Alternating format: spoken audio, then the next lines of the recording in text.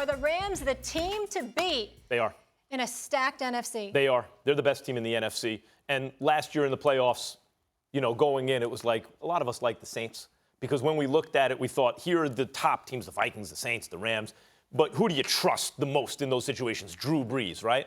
But then we saw not just Carson Wentz, but Nick Foles go on to win the Super Bowl. Mm-hmm. And when you look at the talent on this Rams team, and that includes Jared Goff, who's excellent. He's a good young quarterback and was the first overall pick in the draft. And he's not a bust. First overall pick is doing kind of what he's supposed to be doing. And you look at the talent on this team. Guys, they picked up Cooks, Talib, Peters, and Ndamukong Suh. Yeah. And they did this.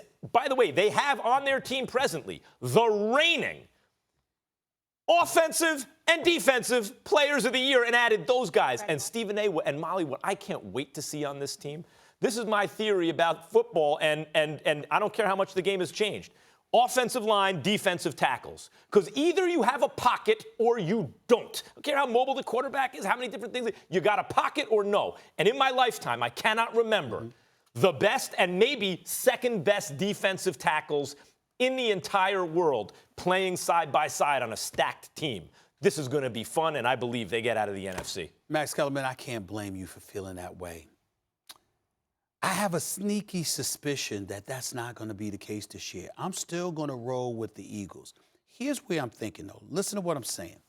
I look at the Rams, and I know talent-wise, they're no joke. And obviously, you add Aaron Donald back to the defensive line with Ndamukong Suh. I'm like, my Lord, have mercy. Just looking at them taking a picture together, I feel sorry for quarterback. I just feel sorry for quarterback. I look at the mess, and I'm like, my Lord.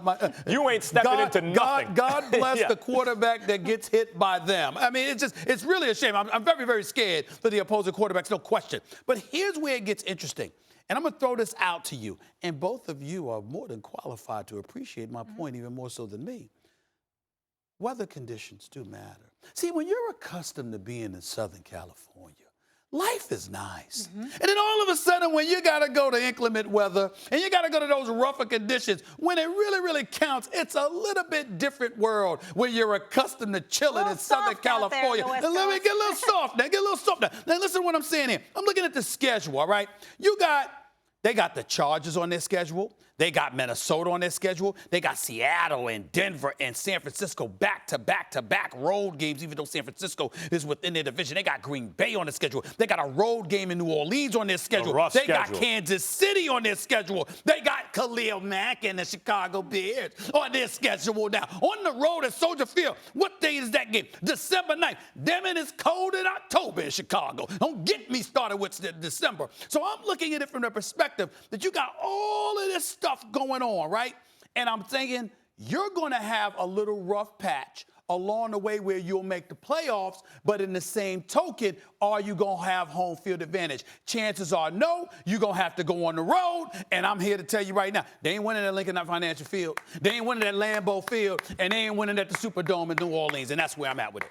I have to applaud him. Why? Because I've been on the show for 2 years, and you finally made a multi-layered, nuanced argument that I think is very strong. Now, let me take it apart. Really? Have you taken notes? You need to learn. I like the idea that you're saying this schedule is stacked. Therefore, it will be difficult to get home field for the Rams, and that matters for a warm weather city team, right? Okay. I like that point. But here's where I think people are a little bit misled about warm weather city teams. Mm-hmm. Like, you look at the Chargers. If you want to make that argument about the Chargers, who have a great quarterback, who's due to win a Super Bowl, and a great defense, right? Okay, I get it, because the Chargers don't really have a fan base. Right. The Chargers, whether they're in San Diego, L.A., they can play on the moon. People are just not passionate about that team. Mm-hmm. Not quite the Rams. True, they're not the Raiders in terms of the intensity of the emotion in California around them, or even nationally, but the Rams are the heritage L.A. team. They're an old-school organization, and there is passion around them in L.A. And I think sometimes what happens is people conflate the idea of warm weather town, they're kind of soft in the cold weather, that with the fact that their fan base doesn't really give them a home field. But they don't get juice. I'm not going there. I'm going by the environment that I saw exist in the postseason, not just in recent memory, but particularly last year when I was at the NFC Championship game. And if you remember, we made our predictions, and I predicted Philadelphia was going to beat Minnesota. I'm on the sideline in Philadelphia at Lincoln Financial Field for that game. I knew Minnesota didn't have a chance just based on the environment. I was like, they're in over their head. They can't handle this. They can't handle this. And I look at the Rams defensively. I think they can make noise against anybody. Offensively, going on the road, and I think they'll have to go. They'll have to go on the road. I can't see it working for them this year. I just can't. I mean, the Tampa Bay Bucks won the Super Bowl. Like, there are warm weather city teams that have won the Super Bowl. I was there. I covered that game, too, when Tampa Bay beat Philadelphia. I looked like I was 300 pounds because I had on so many clothes. And you know what travels? I think it is an advantage. But you know what travels well, even in the cold weather? You have a great running game.